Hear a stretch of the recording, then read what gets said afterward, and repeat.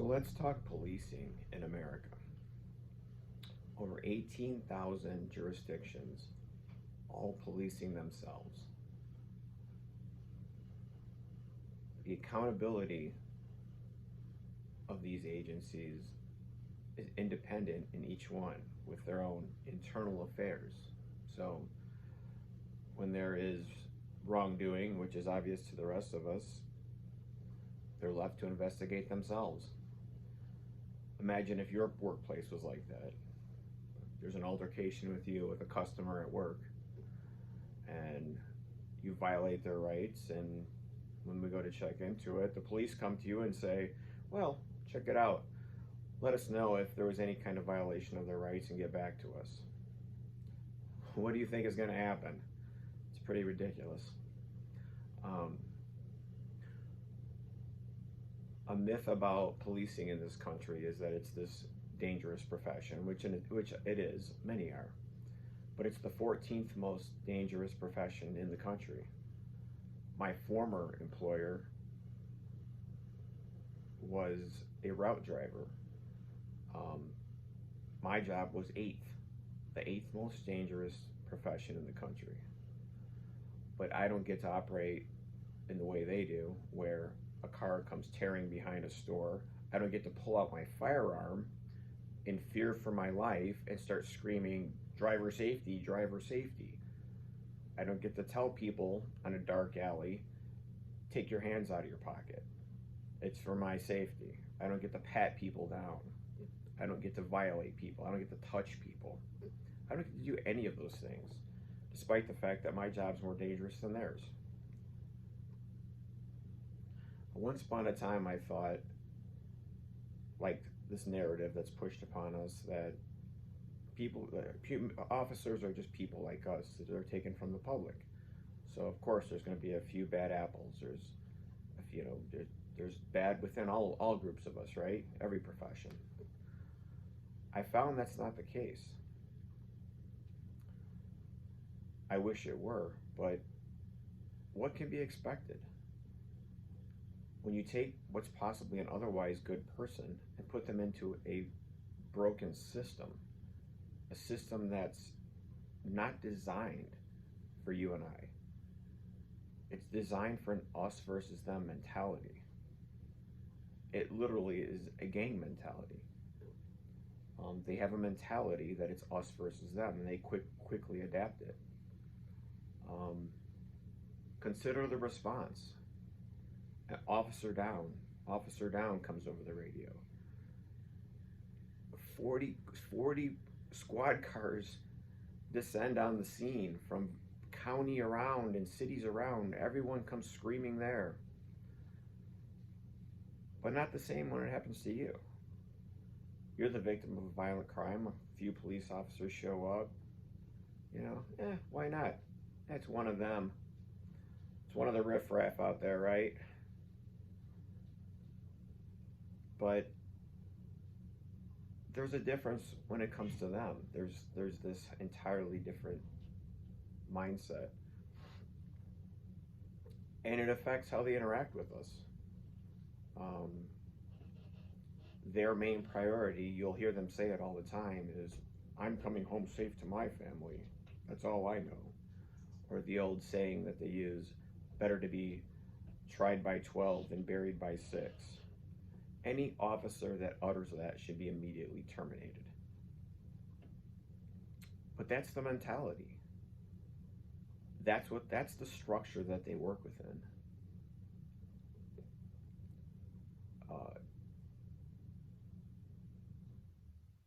And that's why we see what we see. And honestly, it's never going to change because we're not angry enough. We say we're outraged. We need more than outrage. We need rage. We need to not, and we need to stop engaging with the system. Just refuse. There's power in the many. There's power in us. But they see our comments on Facebook page or something, or they'll interview someone in the latest news article, and this is an outrage. There needs to be justice. But there's just not. There is no justice, and they know it. They know it because the system protects them. They know there's no accountability. On a rare occasion, there's this offering of some officer that just, there's so much public outcry that, well, we'll just sacrifice this one and we'll get him oh, what does he get? A year and a half probation, and what, he's fired as an officer? Maybe. There's no real accountability. None. You have people that spend 6 months of training in police academy. Most of the time is spent learning how to hurt you or to kill you, how to fire accurately, how to go hands-on, how to be violent. They hardly know the Constitution.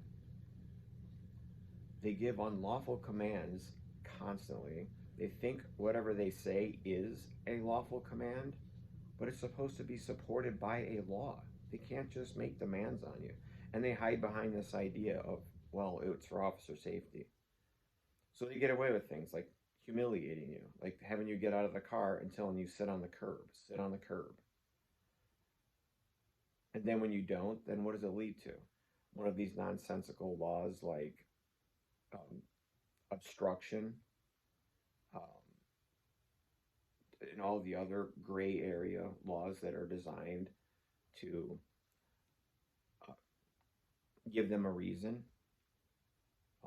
Disturbing, it is all the ones, disturbing the peace and resisting arrest. They reach for your arm and your natural instinct is to pull away. Uh-oh, you've resisted arrest, and they know it. So their immediate reaction is what they can lawfully get away with, which is to grab you by the arm and slam you face first into the pavement. Knees on the back, knees on the neck. Why not? You resisted arrest. And most of the time it's over nothing. It's over you standing up for your rights and simply saying, you're not going to humiliate me. I don't need to be in handcuffs for your safety. I don't need to be patted down. I don't need to be searched for your safety. If you feel unsafe, do something else. Go be a garbage man. Go be a teacher. You signed up for this. And it's not as dangerous as they tell you that it is. I get it. It is dangerous. But police officers, if you see these videos within these interactions, they're terrified. They're absolutely terrified. And they act accordingly. Philando Castile. I've watched that video twice. And I nearly threw up the second time I watched it. When I watched that interaction, that young man did everything right. Told him he was concealed carry. That officer was terrified. Absolutely terrified of this black man that had a gun legally. And unfortunately, they bark out these orders. They pump up the rest of their officers that are on scene like a pack of rabid dogs with yelling, stop reaching, stop reaching, stop reaching, which is usually followed by a hail of gunfire. People react differently. People get upset. Sometimes somebody gets out of the car, and starts yelling at the police officer. Sometimes they're angry. They're upset that people don't like having interactions with the police. And they may act accordingly. And the first thing they want to do is start claiming officer safety. And, well, I'm going to put you in handcuffs and have you have a seat over here on the ground. Humiliating. And that's the problem, is we allow it. We let this happen. We are the many. What would happen?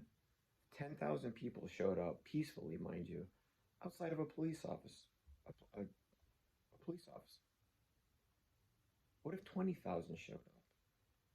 What if an entire city just sat it out and said, we refuse to work, We refuse to participate. Fix it. What if people started losing their jobs? What if people started losing their qualified immunity? Qualified immunity is a joke. You know how hard it is to sue a personal police officer? You have to prove that he knowingly violated your rights and that he knew exactly what he was doing.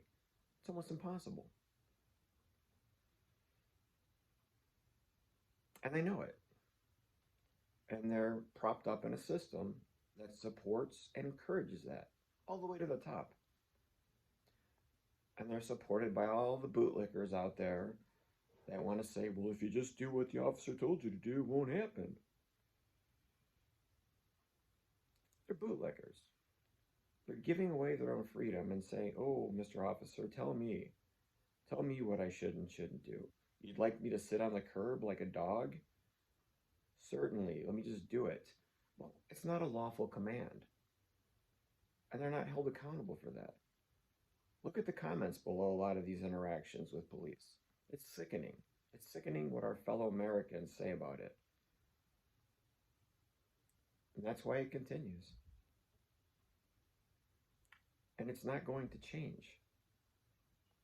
It's not going to change when we have presidents standing up on the podium saying, I am the law and order president. I support the police. It'll never change. And they know it. It starts with you and I. It starts with us. Again, we are the ones that are the many. That's where the power lies. They want to keep us apart and point out you and them and, point out that it was a white police officer with a black man. It's the police with another human being. Because as they say, back the blue until it happens to you. Look around. Search YouTube. You'll find them doing it to all races. You'll find them as brutal to white people.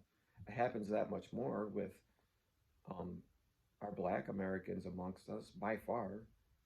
That's an objective fact. But it'll happen to you as well.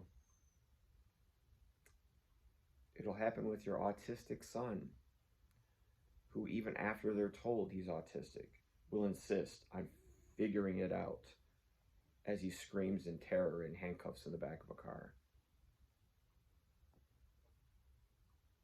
And it'll just continue until we say stop.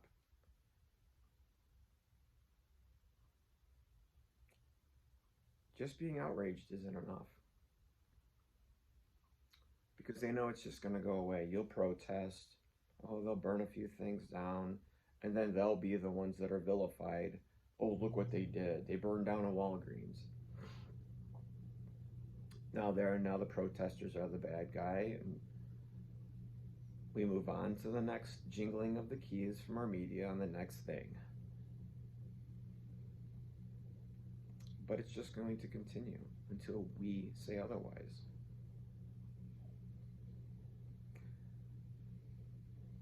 And I know this may make a lot of police officers mad what I'm saying, and I'm not directing it at specific officers. But what do you expect when they're in a broken system? It's a system that has to be torn down and reconstructed from its foundation because its foundation is corrupt. What it is built upon is corrupt and unholy.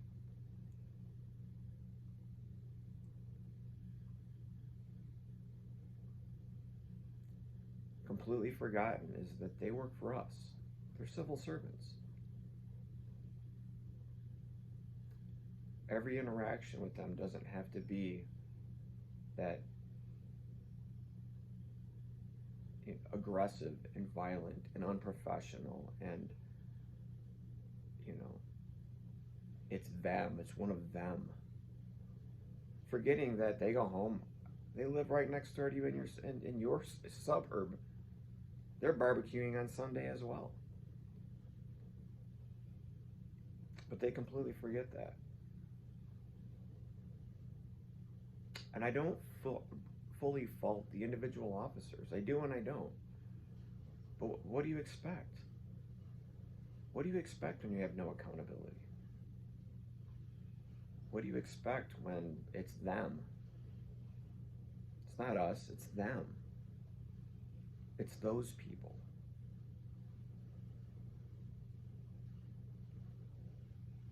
It can't go any other way.